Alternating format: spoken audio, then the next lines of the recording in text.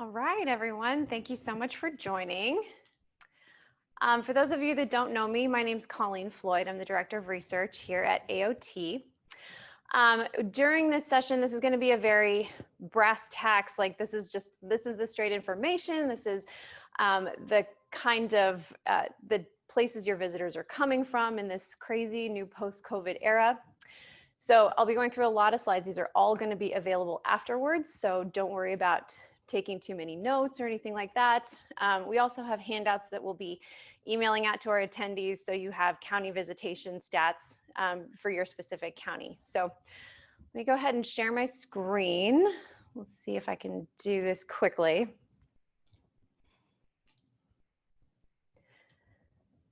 All right.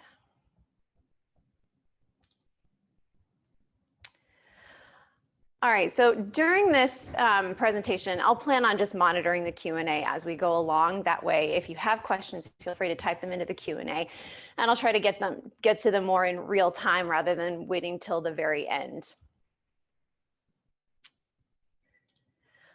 All right, so AOT had to do a lot of pivoting right around the time the pandemic started, and we had to pull down our advertising and really all the old research that we typically relied on to understand our visitor and who we should market and when kind of didn't completely go out the door, but we knew that it was going to be very different moving forward. So thankfully we have amazing vendors and we were pretty well set up. This session is going to cover data from our arrival list subscription and also our subscription to the Destination Analyst Traveler Sentiment study. So we'll look at that. We'll look a little bit at airline schedules just to see what the airlines are thinking, because sometimes they have insight to information that we don't, as well as a little bit at the very end on what state park visitation is doing during COVID. Oh, and I didn't finish this slide. I apologize. So don't forget, every mobile location data is it's kind of new. It's different depending on what vendor you get. The great thing about mobile location data is that it is, so we're talking about mobile phones broadcasting their location, and then there are data companies that store and then aggregate that data and look for patterns in it. And that's what we do with Arrivalist. Some of you may be familiar with Uber Media. Lots of news organizations use mobile location data, especially when they were looking at social distancing patterns to see if people were actually staying at home or if they weren't. So that's the technology that we're using today.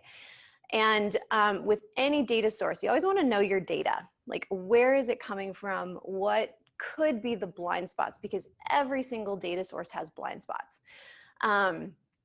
So with mobile location data, depending on the providers, they rely on you on your phone with an app saying, yes, you can use my location while I'm using the app. And so when your phone is broadcasting a location, they're picking it up. But different providers may have partnerships with different apps. So it could be very different. You know, I would not say that these are nationally representative samples, but the amazing thing about it is it really gives you lots and lots of data points that maybe we weren't able to get into such granular data before with things like surveys, which can be, which are more representative, but also very expensive. So with mobile device tracking patterns, just keep in mind if your area doesn't always have good cell service, maybe you have an older visitor who doesn't tend to use a lot of apps that broadcast their location. Those are the things to always keep in mind when you're looking at these. But we're happy to share this because this is really first time we've been able to get down to a county level data with everything. Sometimes it's a little tough to get that granular. So this should give you a little bit of a sense of who's still coming even during COVID.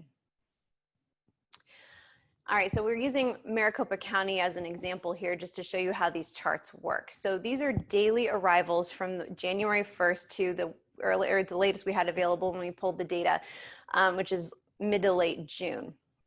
So we can see the spikes are almost always over a weekend. People, so a visitor is defined as someone who is traveling at least 50 miles outside their home area And with mobile data, they have to stay at least 2 hours. And this can't be part of their normal routine. So let's say your commute is 60 miles. If you're doing that every day, they're going to filter you out. So these are visitors who are out of their routine and they're staying at least 2 hours in any given location. And we have it split out between day and overnight visitors as well. So like I said, you can see the big spikes over major weekends, and you can see how things were really humming along in Maricopa County with visitation levels. And this blue line is just a moving average, sort of just to smooth out the line, because I know it gets a little crazy with all these spikes. And then when things really shut down, spring training stopped and the stay-at-home order happened, all of these out-of-state and out-of-area visitors just sort of fell off. And so we sort of kind of stayed low for a little bit in Maricopa County, had a pretty decent spike for Memorial Day weekend, but again, not nearly what we would have seen during spring training opening day or Valentine's Day. But you can see like the average line is starting to move up and stay up a little bit. So we're starting to see signs of confidence. We're starting to see travel again. Another thing to know about this data is the city of origin is DMA of origin. So for those of you who are not marketers, DMA is designated market area, and these are geographic areas defined by Nielsen. So that means the whole country is covered, but they're TV markets essentially. So they may cover a bigger geographic area than you would think just by looking at the name of the DMA. And I also really want to point out that the Phoenix DMA is massive. It covers basically the whole state. So you can have someone from Phoenix traveling to Flagstaff or Flagstaff traveling to Phoenix, and that Flagstaff resident will be marked as a Phoenix DMA resident. So they're still traveling more than 50 miles. They're still staying at least 2 hours in that new location, but they're all just traveling within that very large Phoenix DMA. And then this is the Tucson Sierra Vista DMA. And then the other Arizona one is Yuma El Centro, which actually includes parts of California. So like I said, I think this really was created as a way to buy media and buy into TV markets. So this is how a lot of marketing data is split up as opposed to metropolitan statistical area or just regular metro area data. All right. So let's get into it. Northern region. So Apache County. So you'll notice that not every county is going to have this dramatic, like we were way up here and then we fell to the ground like Maricopa County. There's a lot of variation, and travel activity depends on your seasonality. Were you at high season when COVID hit, or were you already in low season and maybe it just has been a leveling of visitation? So I always invite you to remember what it looks like, within the context of what you know about your area. So we're providing the data, but I think the better interpretation will come from all of you who live there. Another thing to note is the sample size on this side. So this is a pretty good amount of arrivals, but when you get to smaller counties, that sample gets smaller and smaller. So you have to be very careful. Like the bigger the sample, the more reliable the data. But this is always good, again, as just an indication of pattern. And that's what we're looking for here, are patterns. So in Apache County, we can see that it was starting to move up a little bit, quite a bit in March, and then starts to dip a little bit. But then we have some really big jumps right here. And I think we've got Memorial Day right up here. Navajo's very similar. It was a little bit lower, and then big Memorial Day spike. And then Coconino, this was lower season a little bit, and so we're starting to climb back up. I don't use Arrivalist for year over year because the number of devices in their panel can keep changing, but kind of as a month over month trend, it's really interesting to see. So that's why I like looking at this smooth average line. So you can see it kind of picked up pace and then calmed down a little bit here. All right, so this is, like I said, you'll be able to get these slides later, so you'll be able to squint at it a little bit. But This is the visitor origin based on your markets. And we'll have this in tables as well as handouts, so it'll be a little clearer. But you can see what a huge role the Phoenix DMA plays in Northern Region visitation. So it was a pretty good chunk here, but you can see it makes up a much bigger percentage of visitors post-COVID. And you can see that really sharp dip. And then Albuquerque, you know, this line is thicker before the pandemic, and then their travel slowed down a little bit. They made up a much smaller share of visitors. However, LA, we'll see LA move kind of all over the place in Arizona. Their numbers actually increase, or at least the percentage that they made up of visitors increased quite a bit, and especially true in the West Coast. So over here you have the top visitor markets for this entire time period. So it's sorted based on most visited to least visited. All right, we have North Central. So Gila, it was a little bit lower, so we really didn't see that dramatic drop so much. There's a little bit of it right here. But now we're starting to see some big increases. And a lot of that is people from Phoenix traveling up to Gila County to escape the heat. And to just get away. And so we've noticed when we look at county visitation, you know, Phoenicians and other Arizonans, they're really going to Central Arizona. They're going to Gila and Yavapai County, whereas Californians are really going to the West Coast. They're going to Mohave County. Las Vegas has really been going pretty heavily to Bullhead City. So there are real differences in travel patterns based on the origin market. And for Yavapai County, we do see that little bit of a dip. Not a little bit, I'm sure it felt pretty significant. But again, we're climbing up again, and it seems to have leveled out in June. All right, so like I said, Arizonans are flocking to the North Central region, so they make up an enormous percentage and an even bigger percentage, post-COVID. But Tucson is also growing a little bit. They had some of their best travel to Central Arizona in May. Los Angeles, you can see this line is super thin right here, but it got thicker. So there are a few people from Los Angeles coming in. Give you time to look at the list of cities. I always think it's interesting when Las Vegas makes it that far. And note that it's not an insignificant number of people that are still coming from Chicago, Denver, Salt Lake.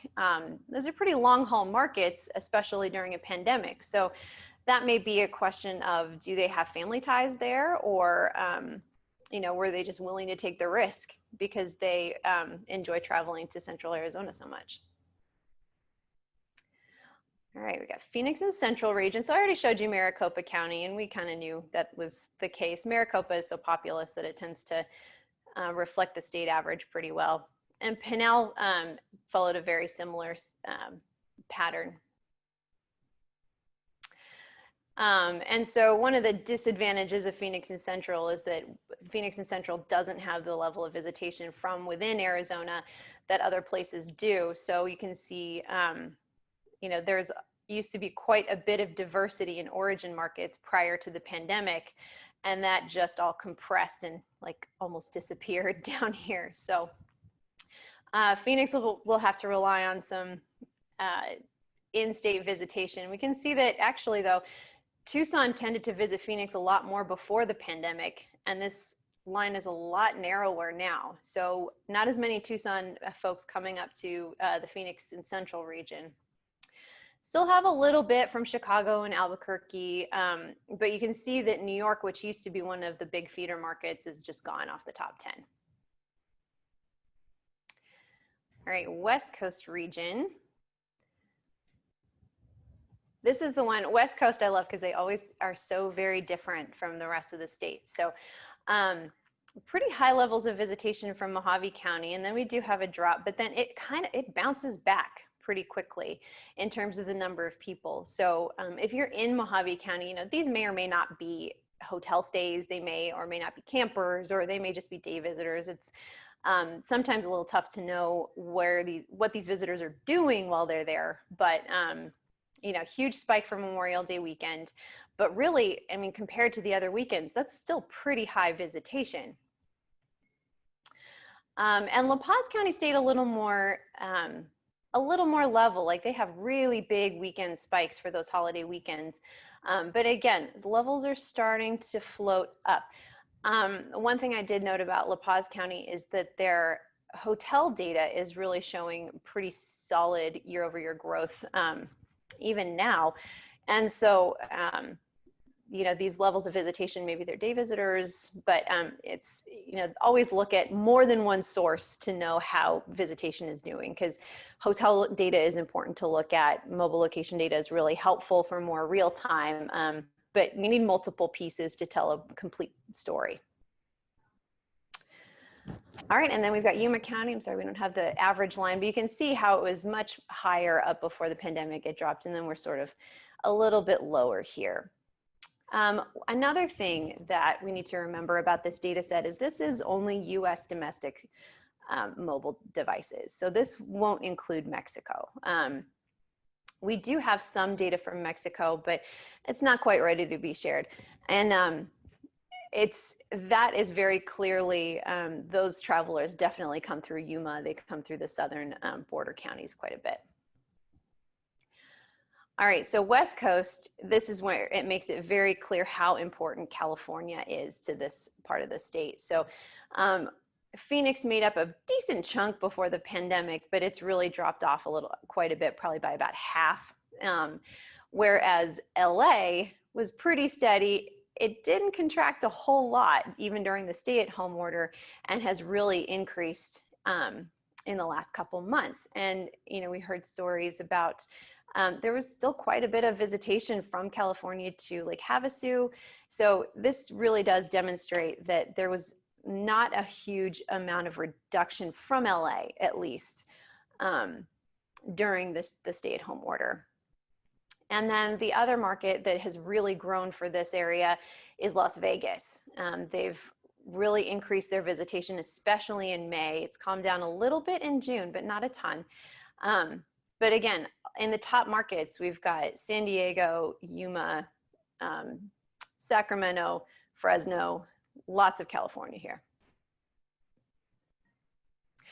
All right, so typically AOT splits up the whole state into 5 regions, and the Tucson and Southern region is Pima, Santa Cruz, Cochise, Graham, and Greenlee. So it's a lot of counties, and thankfully with this data we can split it out a little bit, because there really is a big difference.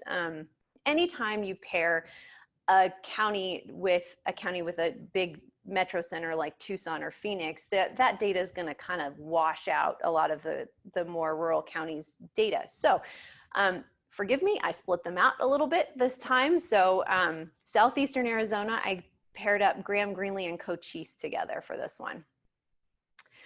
All right, so this is when we have to be really careful about sample sizes, because we're starting to get low. So it's nice to see this trend line, and it's helpful to see. Again, the smaller, I mean, you know, it's better to have a few hundred on the axis than like 160, but we wanted to still share the pattern with you and the trend with you. So, so just make sure you're using this data with caution. So here again, Graham did see a little bit of a drop off, but overall it's, you know, it's definitely lower post-COVID, but not dramatically so in terms of this data set. And again, this is when you can go to your hoteliers. This could be all day travel. So you have to pair that with other data sets just to get a full picture. Greenlee, very, very small sample, but I did want to pull it out because I feel like Greenlee never gets their own information and it drives me crazy. Huge Memorial Day spike, so lots of travel, and stayed pretty steady in terms of the pandemic. Cochise County did see a big drop off, a decent spike for Memorial Day, and actually this little flattening of the peak shows me that a lot of people arrived on Friday and not just on Saturday. So that's interesting. They made it a much longer weekend to go to Cochise County. But still, we're looking at some low visitation, lower than you'd be used to. All right, so they sorted with the 2 browns. Sorry, I hate the way that looks, but Phoenix is still the top DMA of origin. It's shrunk in terms of the percentage of visitors to this part of the state, but not by a ton. Tucson Sierra Vista is still by far the largest, and it's getting close to the levels that it was back in January, before the pandemic started. El Paso is still a really important market for this area. And you can see that like maybe they've reduced by about 40%, half, but they're still coming. And so is Los Angeles, Albuquerque, and then Dallas. There's lots of Texas in here. And it's not just El Paso because of its proximity. So there's quite a bit of travel between this part of the state and Texas. All right, so now we'll get into Pima County. So we pulled this out separately. Pima is having the same problems that Maricopa is, lots of drop off, and not as big a spike at Memorial Day as we would have liked to have seen. Santa Cruz County, again, we're getting into that small sample size, and this does not include Mexican visitors, which are a sizable percentage of Santa Cruz County visitors. But again, we do see a drop, but we did see a little bit of a spike around Memorial Day. And it's gone back up a little bit. All right, so this central southern Arizona, so Pima and Santa Cruz, travel from the Phoenix DMA has reduced quite a bit. Similar, but it's just a little bit lower all around, and that's hard to see, but I think, the more we market about how the precautions we're taking as a destination, the safer travelers will feel, and we'll get back there.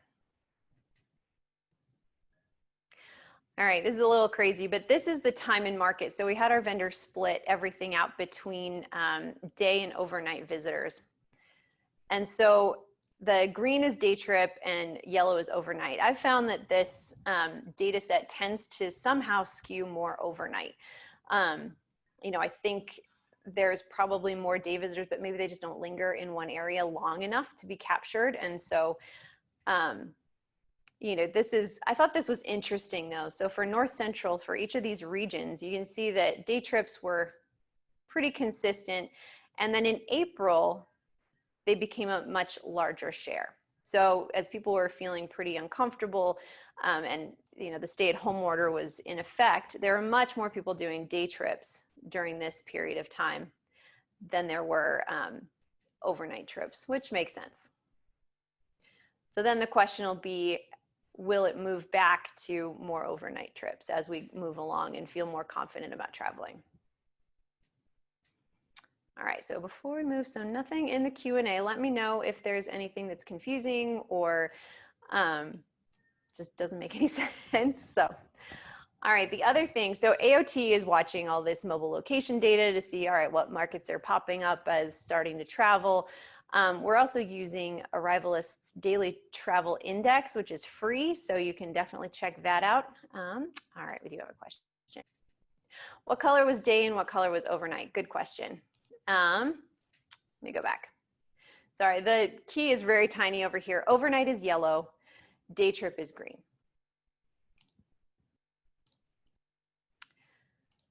All right.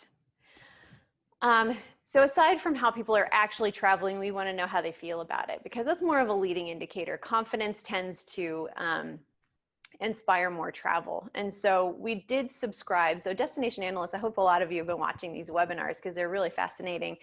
Destination Analyst has begun running a weekly survey of American travelers. So that's one of the most key points to remember about this survey is it's people who travel. So if they were asking you questions, the first thing they would ask is, have you taken a leisure trip within the last 3 years? And if you say no, then you're not included in this sample. So keep that in mind as we go along. We've got a couple more questions. Let's see. With respect to overnight visitors, what do we know about their average length of stay? That really varies, and it takes quite a bit of data analysis, so we can definitely look into it. I think we've got, in the handouts, we have the percentage by city and how long they stay, if it's day or overnight. it was just a lot of data for one presentation. So I wanted to give you the overview, and then, as I always do, invite you to reach out with questions, because I'm happy to run a custom data set for your area. All right, so first, one of the advantages to subscribing, which we did, is that we can have some custom data run for us. And we wanted to know, how do Arizona residents feel about travel? They are our first travelers. They are our biggest advocates. They're the ones who we will be educating about leave no trace principles first. This is a very important audience to understand. And so we were able to get this custom data poll. And so first, we wanted to know, how are they feeling? I mean, thinking about the current coronavirus situation, in general, how concerned are you personally about contracting the virus? So, and we can see between March and July, there is a lot of concern. Not a lot of people, there are some neutral, but there's not a lot of people who are not concerned about contracting the virus. And then quite a few who are extremely concerned. So we always want to be mindful of how people are feeling, and how we design sensitive marketing to address that. And then over time, there hasn't been a massive change in this, but we can see that concern about contracting the virus peaked a little bit for Arizona residents back in April, started to calm down in May, started to creep back in June. July is higher than, is high, but not quite as high as April, but we're only halfway through July. So we'll see how they feel once that month is completed. On the upside, they're not as concerned about their personal finances. So in March, that was pretty high. In April, it got a little higher. But ever since then, there's been a stabilization or decrease in their concern for their level of finances. So I think consumer confidence and feeling good about their ability to pay their bills and hopefully even travel is something we'll be keeping a close eye on. All right, so this one is, again, a very busy slide, but we always want to know, like, what do they feel safe doing? You know, we know that most people, or we keep hearing that outdoor activities are really popular, that road trips feel pretty safe to travelers. It's good to verify with data. So right here, we've got, they feel safe doing non-team outdoor recreation and taking a road trip. All right, and here we've got, do they feel comfortable staying in an Airbnb or home rental, or staying in a hotel? And they're actually pretty equal. So if you're a hotelier, that's reassuring that it's not all like they're not, all your customers are not going to go to Airbnbs. But it is still low. It's only about a quarter of Arizona travelers that feel safe doing these things.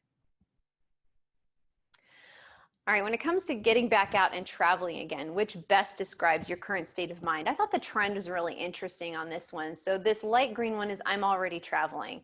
So in May, pretty low, definitely up in June, definitely up in July, but still only about 15% of the people surveyed. So that's not even 15% of Arizona residents. That's just 15% of Arizona travelers. And then ready to travel with no hesitation, the dark green fell off a little bit in July. And then we're starting to see some upticks in I need a little bit more time, or I'm ready, but I feel hesitant. All right, let's see. Can we see the previous slide once more? Okay, hopefully I didn't go too far, Renee. Go here. We're gonna go, like I said, these will be available. So we'll go through some of these activities. Obviously, traveling on a cruise line is not a terribly popular activity right now. Traveling by bus, where'd my mouse go? Those are not super popular. Neither is traveling outside the United States. Conferences and conventions, still pretty low, and large venue sporting events. We're starting to see a little bit of a bump in going to casino, which is helpful because we do have a lot of casinos around the state. Small venue like school sporting events, definitely better than large venue, but still pretty low. Not a lot of people, about 20% feel comfortable driving in an Uber or Lyft. And then here we got amusement parks, zoos. That's starting to creep over 20%, which is good to see. And I think we have aquariums, yeah, around 20%. So, but more people feel safe dining in a restaurant in Arizona than they do going to a museum or an aquarium, which I think is interesting. If I had to pose a theory, I would think that the things that people want to get back to more often in their everyday lives are going to be where they'll have more risk tolerance. But that is my opinion, not data. All right.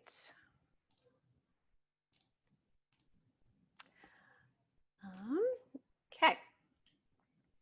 So we looked at Arizona residents as travelers, as our first market that we're going to try to convince to travel.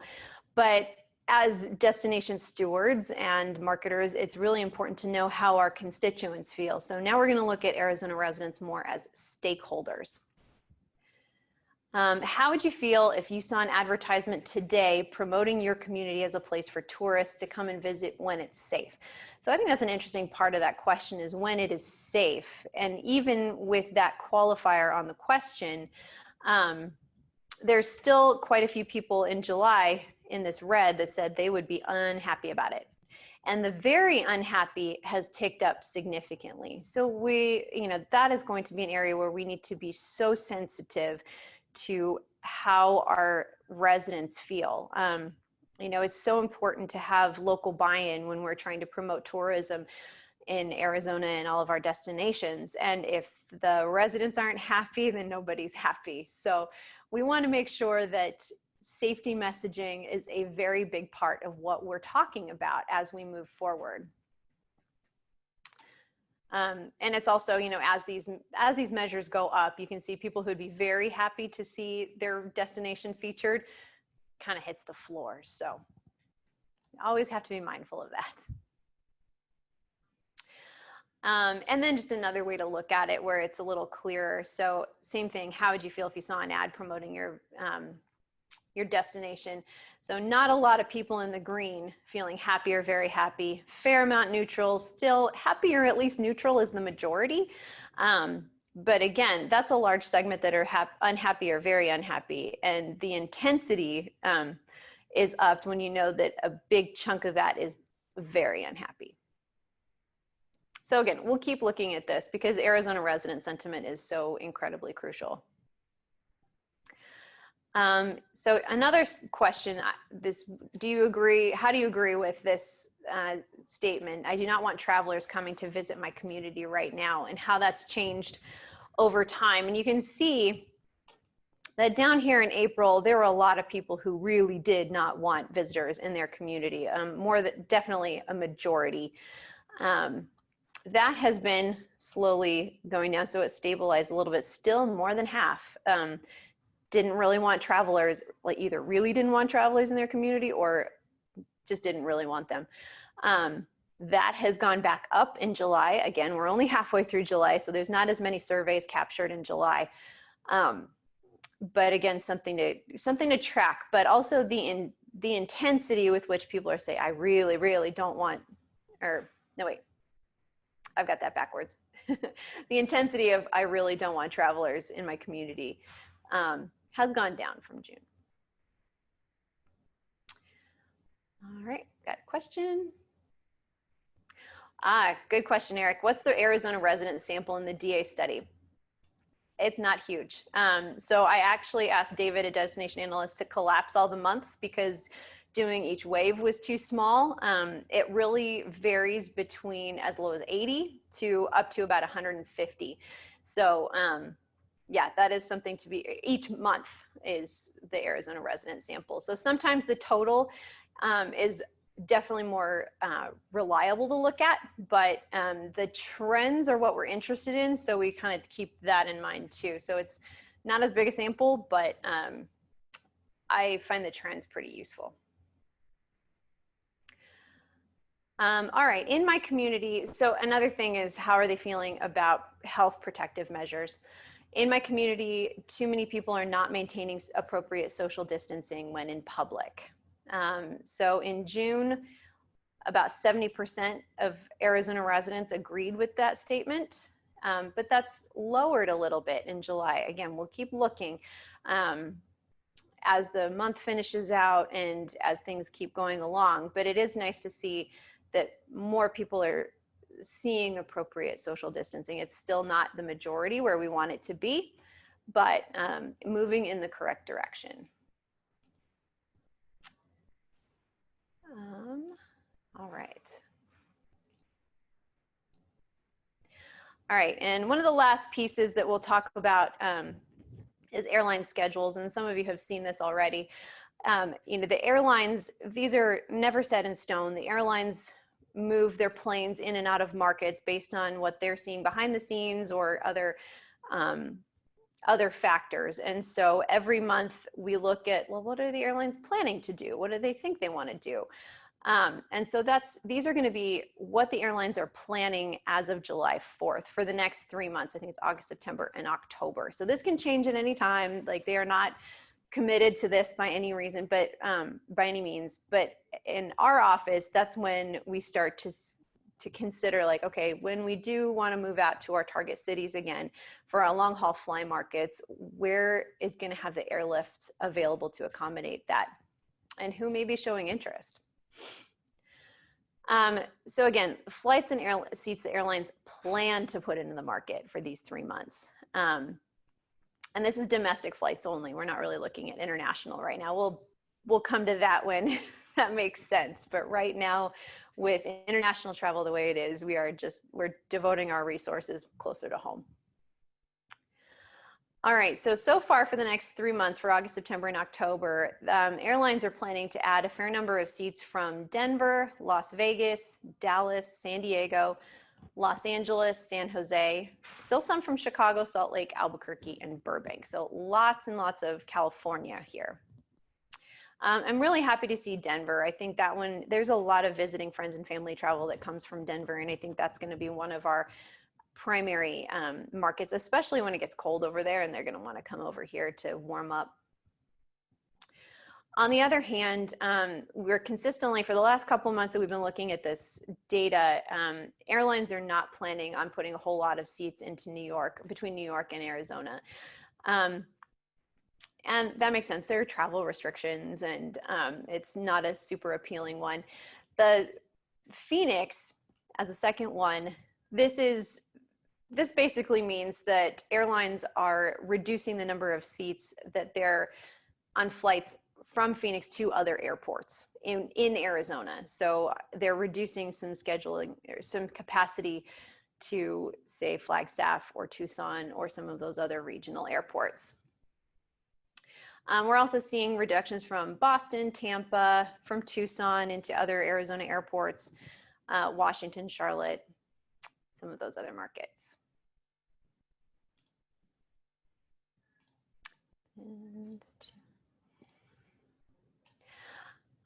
So I know this chart looks a little sad. This is change in seats by Arizona airport. So it's important for us to know, like, how are our regional airports doing compared to Sky Harbor? And this doesn't look great. They're not adding a lot of seats to these regional airports, but this does look better than it did last month. So last month they were planning on reducing capacity from everywhere, except Boutique Airlines, I think, was adding more seats into Show Low.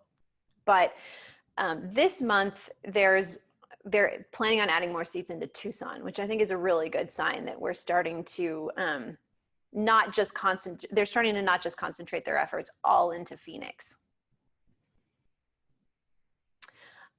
Before I move on to the last few slides, the other thing I wanted to note is we're watching also which airlines are moving seats. American is, in general, tending to reduce capacity out of in and out of Arizona, and Southwest is increasing.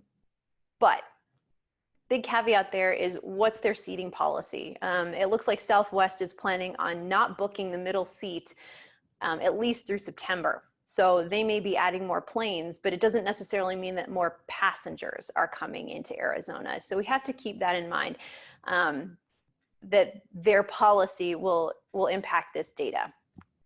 So this is going to be seats. The seats available on the aircraft is what they're reporting, not necessarily how many tickets they're planning on selling. All right, and finally, we just have a couple slides on state parks visitation.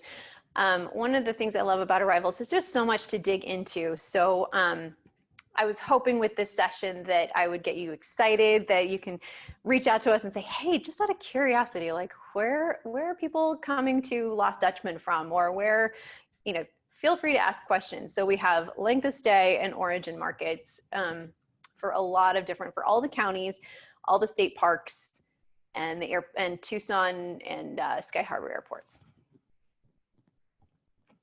All right, so if we look at state parks, I mentioned in the general session that these places are getting lots and lots of visitation. So the thing I thought was interesting about visitation is, so this is the sample size, so you get a sense of just how many devices were detected. I mean, this is by no means the total population of people who visited Lake Havasu. So the nice thing about it is, even though they're only staying about 4 hours, 18 minutes in the state park, they're staying in the market for 3 days on average. So it's a good indicator that these state parks are economic drivers and tourism drivers.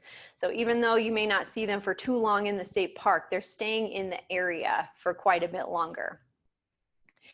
And again, you'll notice lots of lakes making up the top destinations. And that's probably only going to become more and more pronounced as the summer wears on. All right, and finally, this is just monthly state park arrivals by month. And so we see January was a little low, February starting to climb. March probably wasn't as high as we normally would have seen it. You know, we know that state parks, especially places like Lost Dutchman, had a tendency to be pretty heavily visited by out-of-towners, and now that they're not coming as much, the number of Phoenix metro area visitors has just skyrocketed.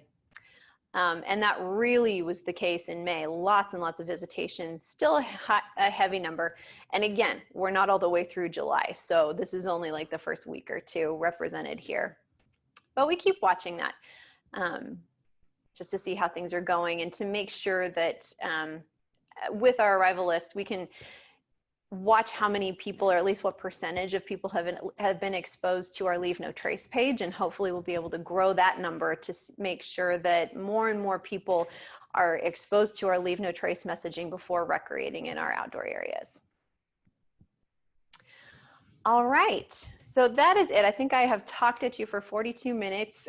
I'm hopeful that this was at least a little bit helpful and gives you an idea of, you know, what kind of data we have that we're always willing to share. Arrival list data is ours completely, so we don't have to worry about any proprietary questions. Let's see. For what period of time did the data on the previous slide represent? This one, I think this one was January to the most recent date we had available. So January, so this is like 2020 to date. All right. So like I said, we've got handouts that will be made available afterwards. So you'll have one-sheeters that'll give you that daily arrivals chart with the important parts marked. Thank you so much, Kari, our senior research manager, for putting those together, and Lena, our marketing and research manager, for helping. And then, so those will be emailed out to you, and they'll be posted on tourism.az.gov. All right, let's see. Regional visitation data. So we'll have one-pagers probably up by the end of the week. And then we'll do some form of regional webinars later on. We just, you know, those are going to look different than they were. And ideally, I'd like to wait until we have Longwood's profile data for Q2. So we actually have post-COVID profile data. That takes a little bit of time. We just got Q1. So we'll keep you posted, and we'll announce anything that we're doing from a research perspective in Tourism Tuesday. So keep an eye on that. All right, regarding airlines, does Eurowings and Lufthansa still plan on direct flights from Phoenix to Frankfurt? That I don't know. We've just been looking at domestic airlines for now. I do know Becky and her team are watching very closely what Condor and all of those airlines are planning on doing, because I know that that flight between Phoenix and Frankfurt was very hard fought, and it would be a big blow to lose it. But so the efforts on our side are absolutely there. But I don't know what they're planning right now. There's been some financial instability with Condor in the last few months, but I'm not quite as up on that. All right. And any other questions? All right, well, thank you all for attending. We've got our keynote speaker in a little bit. He's really fun. I'm looking forward to seeing him, and I cannot wait to see you in person next year, because I'm by myself in a conference room. This is so much more boring than it would have been if we'd been together. So again, stay safe, and we will hopefully see each other soon.